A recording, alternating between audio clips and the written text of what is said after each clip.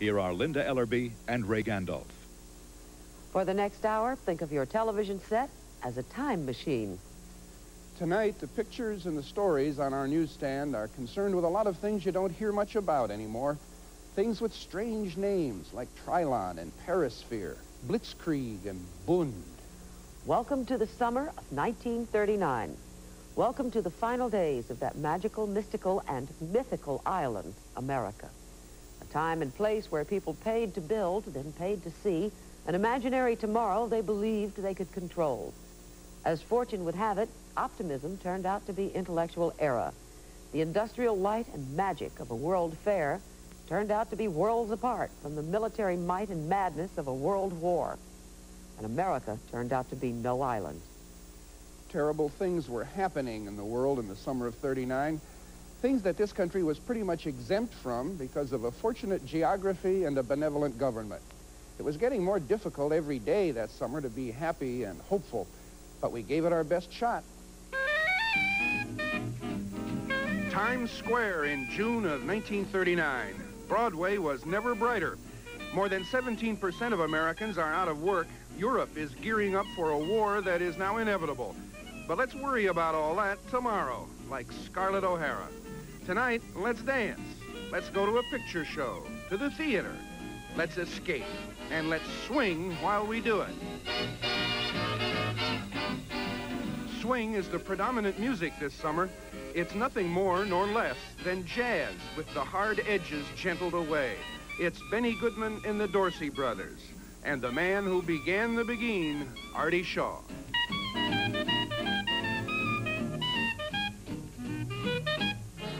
In the summer of '39, Artie Shaw had the hottest band in the land. Popular music is as good a barometer of the period as anything I can think of. Music is especially popular music, popular entertainment in a way, is indicative of the mood of the people, just as Wall Street is indicative of the upbeat or downbeat feelings of people.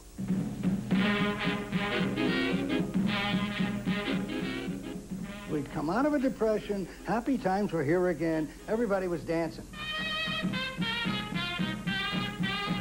These wild dances people did were all reflective of a kind of enormous optimism and a kind of almost frenetic happiness. And maybe a little feeling that the war clouds were gathering and gather your rosebuds while you may. That kind of thing. So we were maybe living in a kind of pseudo-hysteria. When we portrayed the future that summer, we left war out. The spectacle of the New York World's Fair of 1939 helped us escape to the future. It was gaudy and vulgar, glorious and fantastical. 1,500 exhibitors from 33 states and 58 foreign countries showed us things and gadgets and dreams, symbolized by the Trilon and the Perisphere. The human fly who painted the Trilon was Gildo Spadoni. Painting the Trilon, I was going out. I was starting to work by 7 o'clock in the morning. I was happy to have that job. And a calm day was a pleasure over there. But when the wind used to start to blow, that was a tough job. And one day with a windy day, the wind took me out about 40 feet away, maybe more. I was afraid I was going to come back, I was going to break my back on the edge of the Trilon. Instead, I came feet and knee right on the Trilon, and I hurt my knee a little bit, but it was nothing bad. 60,000 people watched President Roosevelt dedicate the World's Fair, and something new called a television camera showed the event live to about 1,000 people. I hereby dedicate the World's Fair, the New York World's Fair of 1939, and I declare it open to all mankind. Welcome to the world of tomorrow. That's what they call this fair, the world of tomorrow. And they dedicated it to the blessings of democracy and the wonders of technology. It was also a magnificent monument to and by American business, and in a way, a collective illusion of reality.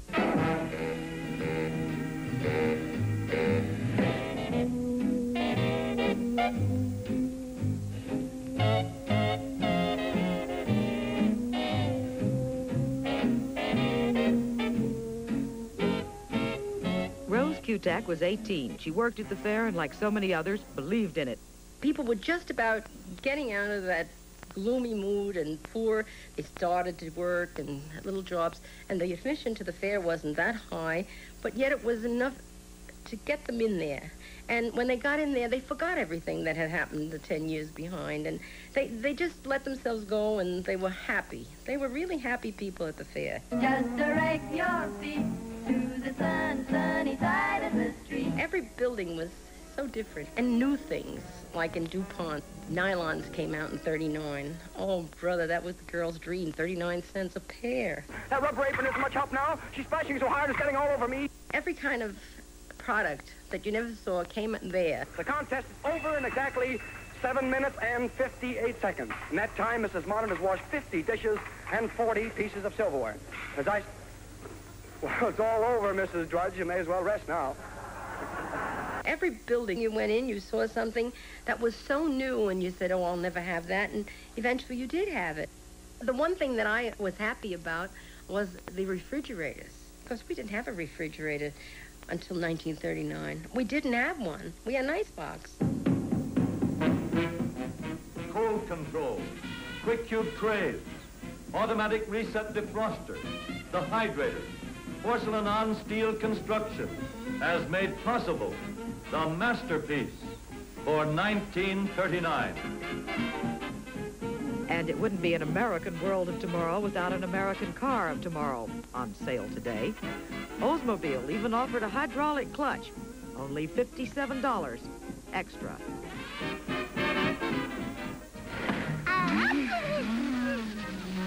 Meanwhile, a real cartoon made fun of the cartoon-like fair where technology wasn't science, but magic. Wonderful. Oh, see what this is. Oh! Thank you. Oh. Still, even a cartoon couldn't keep up with General Motors and its vision of a safe, if silly, street of dreams. And now we have arrived in this wonder world of 1960. Traffic moves at unreduced rates of speed. Safe distance between cars is maintained by automatic radio control. The keynote of this motorway, safety. Safety with increased speed. And when it came to surreal, General Motors couldn't touch Salvador Dali. This is a painting of Dali's peculiar world of dreams and the design for his equally peculiar pavilion. For a quarter, you could wander inside his head. There was no extra charge to wander out. Ian Woodner was the architect who built Dali's pavilion at the fair. Salvador Dali wanted to join with me an idea I had for a surrealist exhibit. And so, joining forces, we called it the Dali's Dream of Venus. All these shapes are strange shapes that he created themselves, with some spike-like forms and other like growth forms. I think the drawing is more imaginative than the building, because to actually build all this is a different thing than to paint it. Inside the building, a series of three-dimensional living pictures. Here, Dali's dream house, a 30-foot glass tank filled with water, populated by Dali's liquid living ladies wearing teeny-tiny costumes. Also by Dali. It made all the headlines and was a great artistic event, but a total financial failure.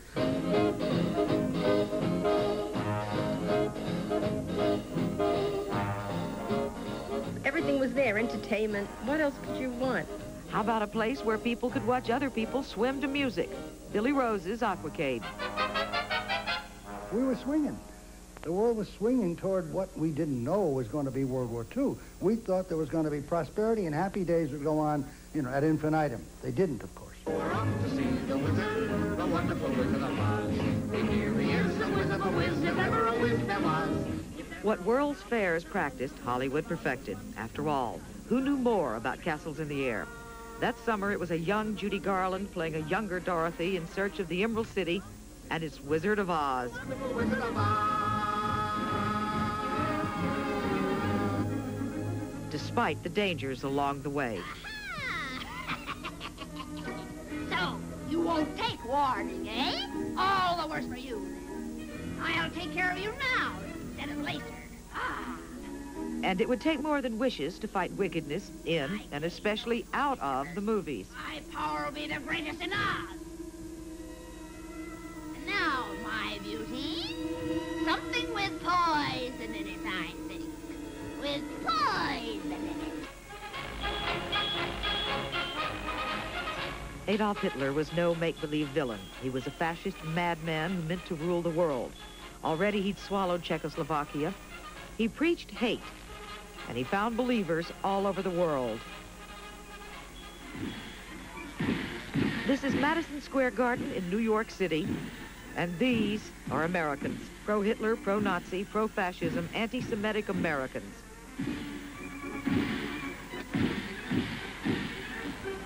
The rally that summer was a big one, and a noisy one, and when protesters tried to stop it, protesters were often stopped, Nazi style. This, too, was hate, and it was hiding behind the American flag. The German-American Bund, even by its own estimates, probably never exceeded 10,000 members. We were not seriously infected by Hitler's poison. But we were not rushing to find an antidote either. Let the rest of Europe worry about that. We were a world apart. Fortress America was our castle in the air that summer. The great oceans were our moats. Isolation was beginning to chafe some of us, but for most of us, isolationism was a comfortable suit of armor. Come back to the summer of '39, when a flight to Europe was the ultimate in luxury, and a flight from Europe was a voyage of the damned. Our world will continue with Worlds Apart in the summer of '39. Welcome back to the summer of 1939. People are escaping Europe because a madman is on the loose. It's not very prudent to travel to Europe, but of course some people do. Before the summer of '39, you could only cross the Atlantic by steamship, leisurely, in comfort. But on June 28, 1939, Pan American's Dixie Clipper, carrying 22 passengers, took off from Baltimore and New York for Lisbon, the Azores, and Marseille. It was the first transatlantic paid passenger flight, and any resemblance between the Dixie Clipper and the luxury liner steamships was purely intentional. What a way to go. It was a first-class flying boat with food and a bar, and stewards who washed the dishes after every meal, dumping the dirty dishwater overboard. All the comforts of somebody's home. 'Twas luxurious. Round-trip tickets cost $750. The plane was made to land on water in 1939. There weren't that many airports. It took 3 days to fly to Marseille. And once in Europe, it would take blinders to ignore what the Nazis were doing to German Jews.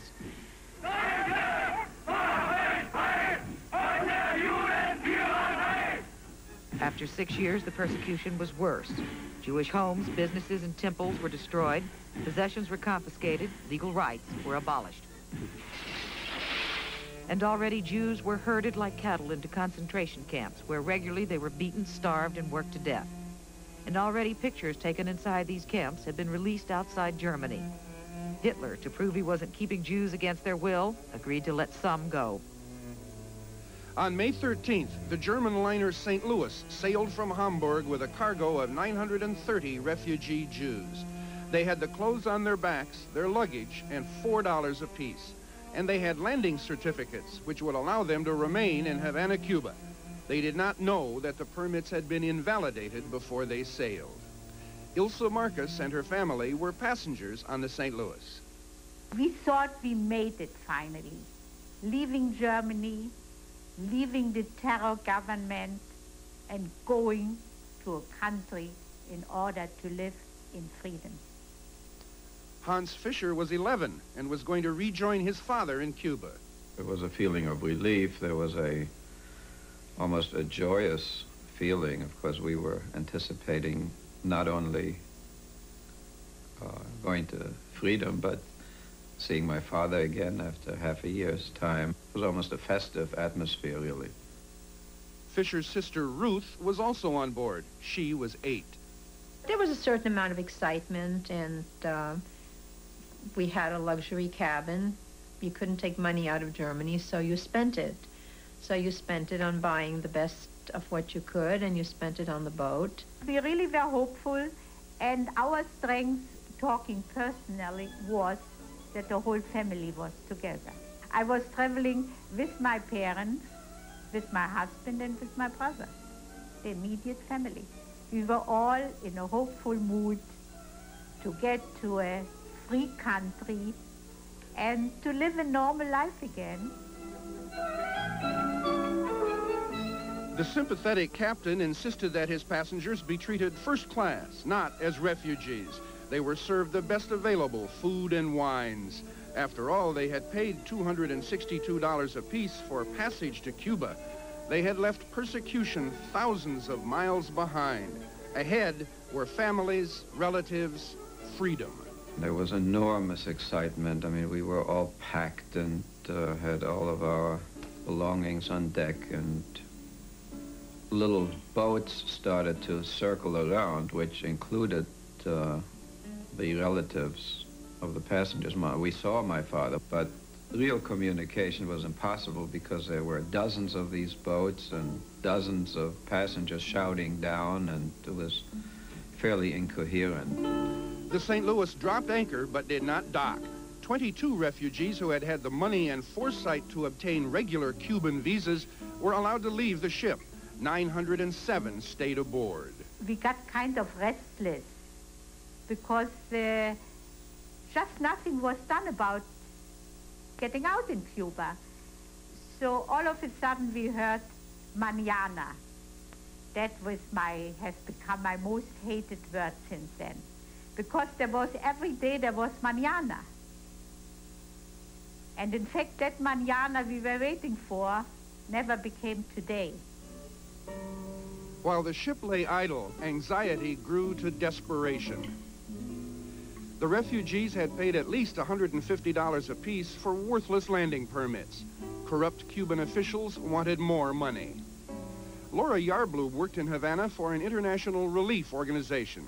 I didn't feel that we, down in Havana, could handle the situation because it had become political.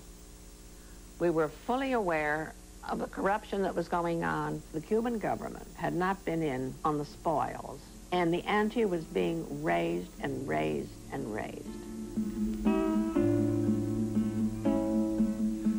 The Joint Distribution Committee offered a $125,000 bond to assure Cuba that no refugee would become a welfare case. It was not enough. Boat just lifted anchor one moment and was gone. That was it. We didn't even know that it was going to leave that day. The ship left Havana on June 2nd, destination unknown. The first thing we heard, the ship is going back to Germany. That's when the people started getting panicky because we knew where we're going to. The ship moved toward Florida, slowly, to allow negotiations with Cuba to continue.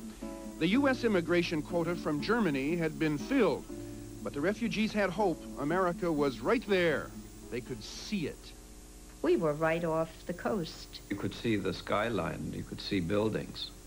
We were that close. We used to sit and count the cars. And we were chased away. I still remember seeing Coast Guard vessels chasing the boat away. We saw the promised land and were not allowed to see it, to get in. On June 3rd, the State Department decided not to admit the refugees. Cables from the passengers to President Roosevelt went unanswered. All of a sudden, you didn't think you were on the same ship anymore. The crew changed completely. The crew got very nasty. The atmosphere continued to deteriorate. There's no question about it. There was a mood of despair. It's hard to describe. It's like going to a funeral. Everybody's lives were at stake. They had nothing to go back to. They had lost their citizenship. They had lost all of their material possessions. Where were they going? Now it was truly a voyage of the damned.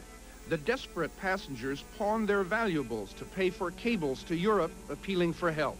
The Joint Distribution Committee, set up to help refugee Jews, intervened again. France, Britain, Holland, and Belgium agreed to accept the refugees.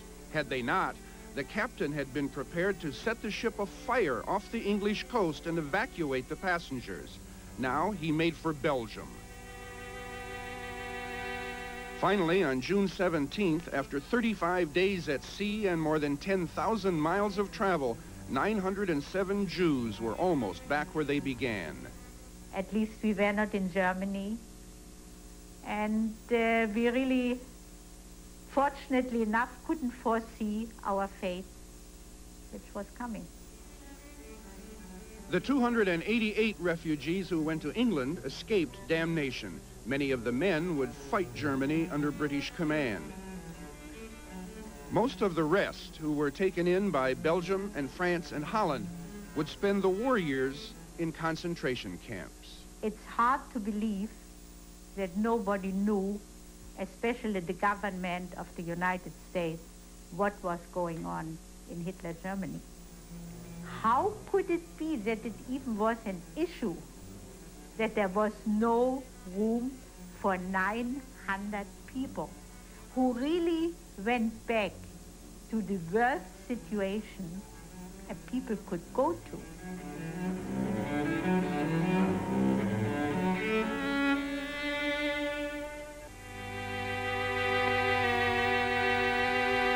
It's not a story we point to on Flag Day, and with cause. For purely selfish reasons, Hitler allowed those people to leave Germany. And for purely selfish reasons, Americans did not allow those people to come to America. It's important to remember that this, too, is part of the way we were. Come back to the summer of 1939, and a country still caught on the road to dreamland. Our world continues, worlds apart, in the summer of '39. Three little fishes in an itty-bitty pool. Our world will be right back. The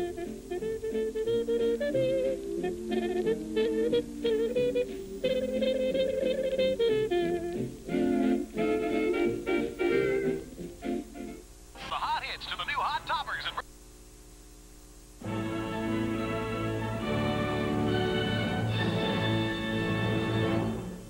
Welcome back to the summer of 1939, a time when America was innocent enough or ignorant enough to look into a mirror and mistake it for a crystal ball, which is where we were worlds apart from reality.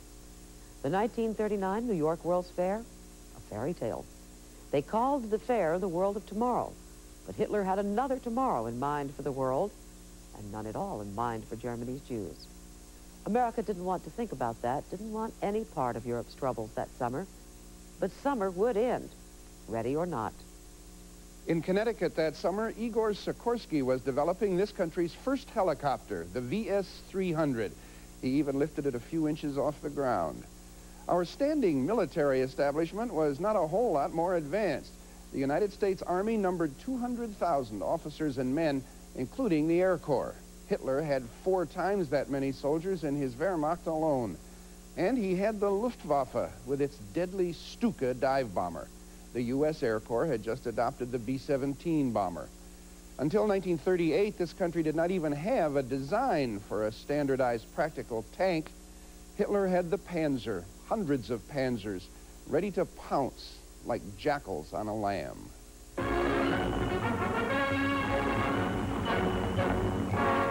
What it was, quite simply, was the most awesome military machine the world had ever seen.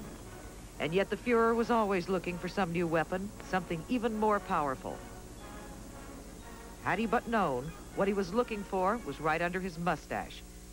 In late 1938, at the Kaiser Wilhelm Institute in Berlin, a team of German scientists had split the atom. It was in the labs of Drs. Otto Hahn and Fritz Strassmann. The third scientist was Dr. Lisa Meitner, a Jew who was later forced to flee Germany. In America, the physicist Niels Bohr announced what the Germans had discovered. The moment is recreated in a March of Time newsreel. The German physicists Hahn and Strassmann have just verified that the uranium atom under neutron bombardment actually splits into 2 parts, one of which is barium. scientists were stunned by what they heard. Tests at the Carnegie Institute in Washington confirmed the news. No longer any doubt about it. That uranium is splitting into at least two big parts, and those biggest kicks are nearly 100 million electron volts. Eugene Wigner, physicist and Hungarian refugee, saw the danger. We were afraid that there is a possibility for a bomb. We were very much afraid of that the Nazis will do it. Wigner and Dr. Leo Szilard, still another Hungarian refugee, wanted to warn Roosevelt, believed only one man could get the message through. They went to see Albert Einstein. Both men had studied with him, but would he agree to help? In 15 minutes about, he knew what we are talking about, understood it, and when we explained that we want to interest Roosevelt, he dictated a letter which he was willing to sign. He warned the president about the German research, explaining that extremely powerful bombs of a new type might be built. He urged the president to begin American research.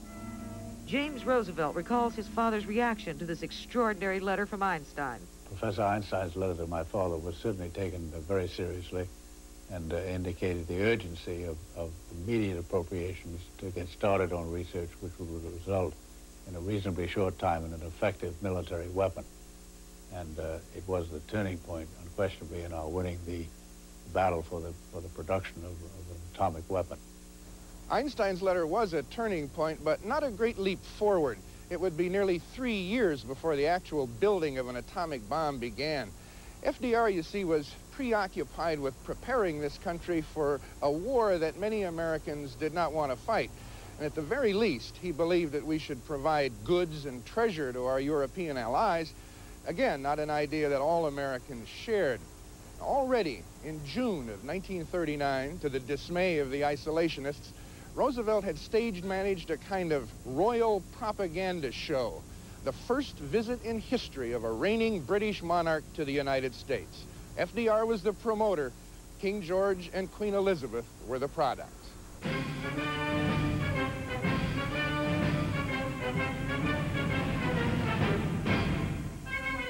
The occasion was formal, the reception warm. The tiny queen turned on her captivating smile.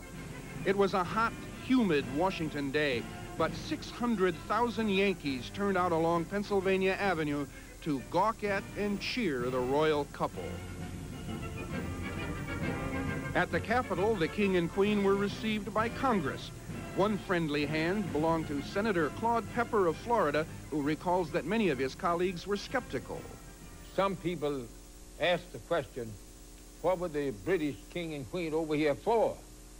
Were they try to get us into any war in which they might become involved? You remember when they were over here in the summer, the war had not yet started.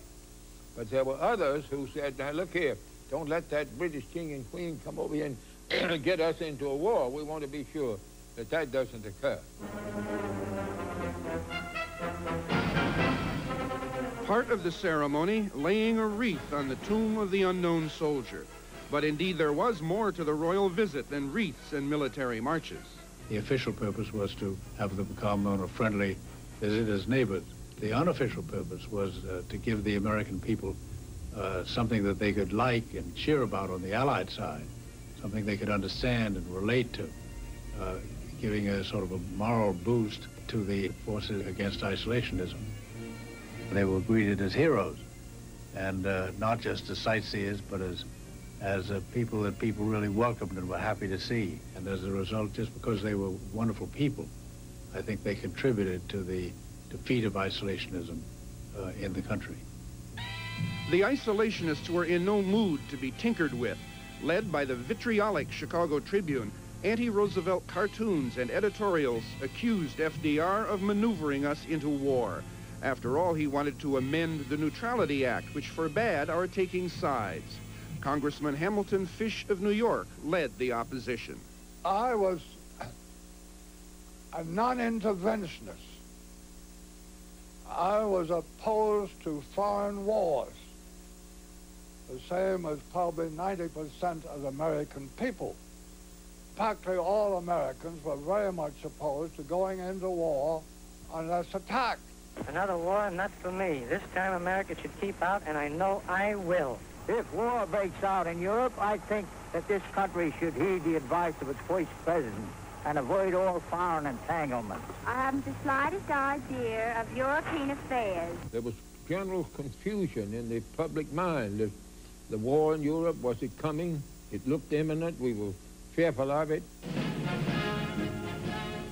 In the summer of 1939, the United States was grossly unprepared. We certainly were. Artillery pieces were still drawn by horses in the summer of '39. Tanks looked like bathtub toys. They and our planes and those artillery pieces, most of that equipment was left over from World War I. We had won that war to make the world safe for democracy. Now the world was in a mess again. Some of the senators, able senators, said that we don't even want the government of the United States to have the right to declare who's the aggressor. I didn't ever want us to get mixed up in their perpetual wars. That's why they came over here, our people to escape from those wars. I didn't want to bring them back into wars, but I wanted to promote peace there. So we settled for thumbing our noses at the bad guys, just like Mickey and Judy at the picture show. We've got no Duce, we've got no Fuhrer, but we've got Garbo and Norma Shearer. Got no Goose-Step, but we've got a Susie Q-Step here in our country. we send our greetings to friendly nations. We may be Yanks, but we're your relations. Drop your sabers, we're all gonna be good neighbors here in God.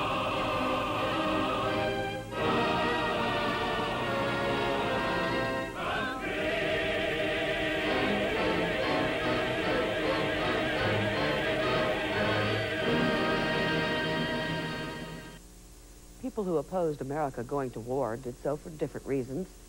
What follows is part of a letter to the editor, published in the Chicago Tribune on August 30th, 1939. We are the disillusioned young men who feel pretty cold about dying for the political avarice of old men. These are our good days, full of the pleasures of work and love. We will recognize the time when there is a real cause to fight. We are calmly aware that this is not the time. The letter is signed, Disillusioned. Come back to the summer of 1939. You'll be just in time for the war. Our world will be right back, worlds apart, in the summer of '39.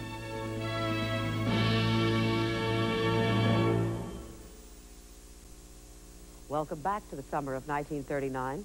Most records are sold to be played on jukeboxes, not at home. Here in America, there are no war songs on the jukebox, not yet. Most of the hits are songs you can dance to, except for one. It will be sung on the radio for the first time this summer, and it will become a kind of second national anthem, not unlike the woman who sings it. Earlier in the summer at the White House, President Roosevelt presented her to the British King and Queen with these words: "Your Majesties, this is Kate Smith. This is America." And now we take great pleasure in presenting to you the star of our program, Miss Kate Smith. Hello, everybody. It is my happy privilege to introduce a new song, God Bless America. While the storm clouds gather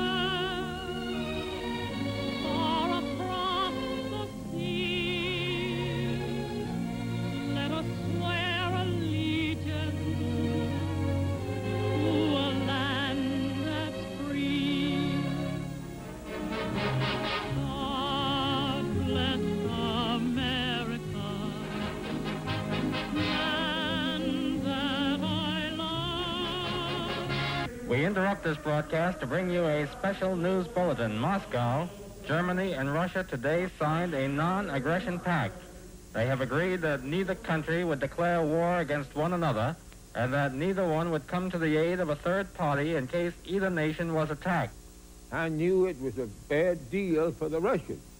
And furthermore, I knew that it would give Hitler a freer range of power. Without the Soviets to worry about, Hitler could now feed upon Poland. When his foreign minister von Ribbentrop met in Moscow with Soviet foreign minister Molotov to sign the non-aggression pact, Poland was as good as gone. I knew it portended evil for the future. Hitler coveted Danzig in the Polish corridor between East Prussia and the rest of Germany. Still 90% German, it had been made a free port after World War I. Hitler promised the Reichstag he would get Danzig back by force if necessary. Poland said no and began to mobilize, calling up the reserves. With the hungry Nazis on one side and a passive Soviet Union on the other, Poland was doomed. But Jan Karski, a Polish army officer, did not think there would be a war.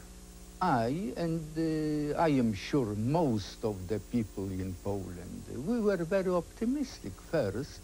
We didn't believe that Hitler would dare to attack Poland, having certainty of two fronts, from the east and from the west. In London, the British began to dig ditches, to build bomb shelters. After all, Britain had pledged to defend Poland if Germany invaded it. War, therefore, seemed inevitable. They began to send the children out of London again, and with the bitter memories still fresh from the last war, they fitted the children with gas masks. Meanwhile, in Paris, a reluctant French army was mobilized against the same old enemy. France was confident in its Maginot Line, a dated system of barriers the French somehow believed was still impregnable, or even relevant. It wasn't, but France, too, had promised to defend Poland. On the morning of September 1st, 1939, Adolf Hitler invaded Poland. The Blitzkrieg was begun. A monster was on the move. Crack panzer divisions, overwhelming air power, and a German force of 1,700,000. Poland was brutalized. Poland's army was crushed.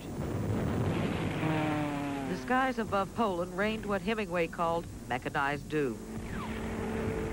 Hitler's lightning war included bombing civilians. This was meant to terrorize people, and it did. But Radio Warsaw continued to broadcast a Chopin Polonaise, as if to say the spirit of Poland was not so easily destroyed, even if most everything else was.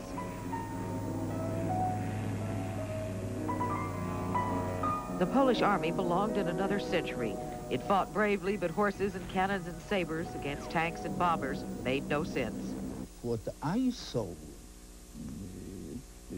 was not a war. It was a confusion, chaos, despair, no possibility to carry our cannons. Stupid horses afraid of the bombs. We were not afraid, but horses were afraid. Altogether, it was pathetic. We never expected that we would have to face powerful Nazi war machine alone. It was a massacre, the dead impossible to count. And yet the strains of Chopin coming from the radio often seemed to give the scenes of carnage an almost spiritual quality. Something was dead, and something was not dead. But it was clear Hitler had no intention of negotiating with Poland. Within 3 weeks, Chopin would give way to Deutschland über alles, Germany over all. Poland was the beginning. My world collapsed in 2, 3, 4 days. And it never was the same. In London, on the morning of September 3rd, King George went to number 10 Downing Street to speak to Prime Minister Neville Chamberlain, who then spoke grimly to the nation. This morning, the British ambassador in Berlin handed the German government a final note, stating that unless we heard from them by 11 o'clock, that they were prepared at once to withdraw their troops from Poland, a state of war would exist between us. I have to tell you now that no such undertaking has been received, and that consequently this country is at war with Germany. I felt very sad because I knew that when the great nations of Europe were locked against each other in war, that it was going to have terrible consequences for mankind.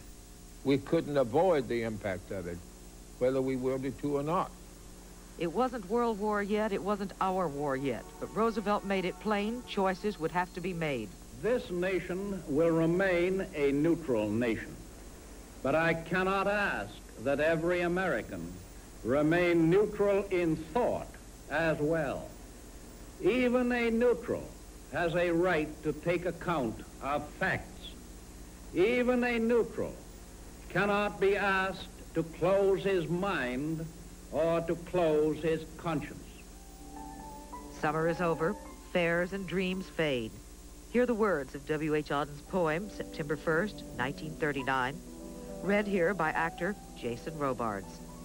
I sit in one of the dives on 52nd Street, uncertain and afraid as the clever hopes expire of a low, dishonest decade. Waves of anger and fear circulate over the bright and darkened lands of the earth, obsessing our private lives. The unmentionable odor of death offends the September night. Into this neutral air where blind skyscrapers use their full height to proclaim the strength of collective man, each language pours its vain competitive excuse. But who can live for long in an euphoric dream? Out of the mirror they stare, imperialism's face and the international wrong. Defenseless under the night, our world in stupor lies. Yet dotted everywhere, ironic points of light flash out wherever the just exchange their messages. May I, compose like them of eros and of dust, beleaguered by the same negation and despair, show an affirming flame.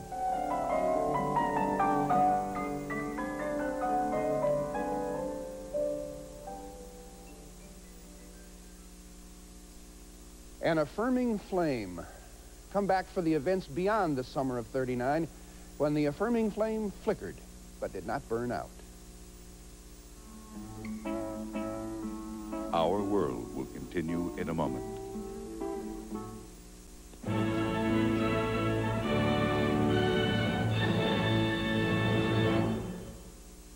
Welcome back to the summer of 1939, the rest of the story. Where did that summer lead us? And whatever happened to the world of tomorrow, anyway? The Trilon and Perisphere were melted down and made into weapons. The fair's world of tomorrow was not our world of tomorrow. In 1940, the 39 fair closed. It had cheered us up, but the fair itself was a financial flop. The Jews aboard the St. Louis, except for those taken in by England, went back to the devil's ground.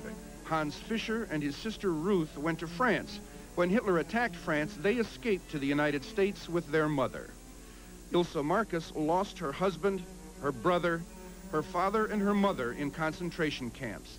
She survived Auschwitz. That's how I found out it's really only a very fine line from a human being to an animal. Most of the people from the St. Louis were interned in concentration camps. At least a third of the original passengers, more than 300 people, died there. As for the King and Queen of England, they came, they charmed us, but we wanted no part of their war. It would take Pearl Harbor to change that.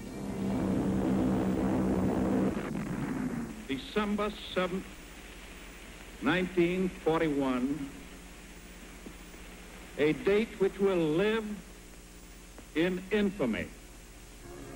Adolf Hitler dreamed of a Third Reich that would last for 1,000 years. What he gave the world was a nightmare that lasted for 12 years and went up in smoke. Hitler killed himself in his bunker in Berlin on April 30th, 1945. And by 1945, Albert Einstein had changed his mind. This time, he and Szilard wrote FDR asking him to stop building the bomb, but it was too late.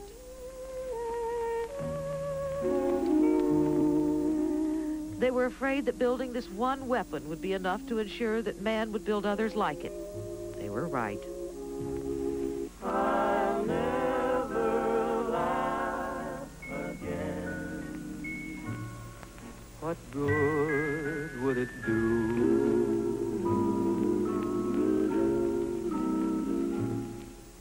Well, there it is, the way it was for a couple of months in the summer of 1939. Dreadful things were about to happen: war, genocide, the potential to destroy the entire human race. Had we been better prepared, had we acted quicker, more decisively, could some of those evils have been avoided? Maybe yes, maybe no. Anyway, we were not prepared and we did not act. We enjoyed America's last innocent summer, the last summer that we could be a world apart. It was our last summer in Eden before we acquired knowledge, not by eating an apple, but by discovering how depraved humanity can become, and by knowing that we are all human. Still, it was a lovely fair. Tonight we close with some of the words of a song by Billy Barnes. I wanted the music to go on forever. I wanted the clowns to be constantly clever. But the merry-go-round is beginning to slow now. Have I stayed too long at the fair? The music has stopped, and the children must go now. Have I stayed too long at the fair? Maybe we did. But in the summer of 1939, reality proved to be, as usual, impossible to flee, especially on a merry-go-round. And so it goes.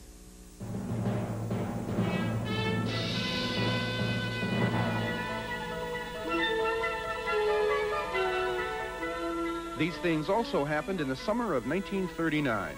In Detroit, most city bus fares were cut from a dime to a nickel. Streetcar fares held firm at 6 cents. A single room with bath, shower, and circulating ice water at the Parker House Hotel in Boston cost $3.50. The price of a new Plymouth sedan started at $685. The United States Housing Authority opened its first 4 federally subsidized low-rent housing projects in Austin, Jacksonville, Buffalo, and Brooklyn. One of the first passengers on the Dixie Clipper, Clara Adams, kept on going. She set a record for round-the-world passenger flight on commercial airlines. 16 days, 19 hours. 27-year-old Byron Nelson won the U.S. Open Golf Championship. And the Baseball Hall of Fame was dedicated in Cooperstown, New York.